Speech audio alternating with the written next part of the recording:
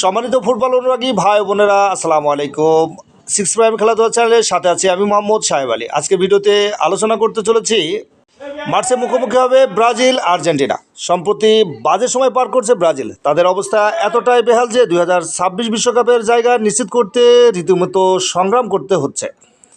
5 বারের বিশ্ব চ্যাম্পিয়নরা কনমেবল অঞ্চলের বিশ্বকাপ বাছাই পর্বে এখন 5 নম্বরে অবস্থান করছে। তাই বিশ্বকাপের টিকিট পেতে আগামী বছরের প্রতিটি ম্যাচই তাদের জন্য বেশ গুরুত্বপূর্ণ। কনমেবল অঞ্চলের বিশ্বকাপ বাছাই পর্বে এখন পর্যন্ত 12টি ম্যাচ খেলেছে প্রতিটি দেশ। ব্রাজিল এই পর্যন্ত 5টি জয়, 4টি হার, 3টি ড্র নিয়ে পঞ্চম স্থানে রয়েছে। বিশ্বকাপ বাছাইয়ে আগামী বছর 6টি ম্যাচে খেলতে হবে ব্রাজিল। বিশ্বকাপ বাছাইয়ে আগামী বছর 6টি ম্যাচ খেলবে ব্রাজিল। মার্চ উইন্ডোতে 21 তারিখ কলম্বিয়ার বিপক্ষে এবং 26 তারিখ আর্জেন্টিনার বিপক্ষে মাঠে নামবে ব্রাজিল। এরপর 5 জুন ব্রাজিলের প্রতিপক্ষ ইকুয়েডর।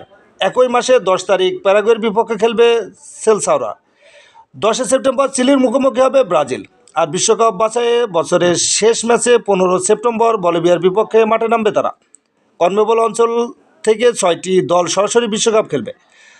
তাই এখনও সুযোগ থাকলেও বেশ সতর্ক থাকতে হবে সেলসাওদের। তো এই ছিল আজকের মতো ভিডিওটি কেমন লাগলে অবশ্যই কমেন্ট করে জানাবেন। অবশ্যই লাইক করতে ভুলবেন না। আসসালামু আলাইকুম।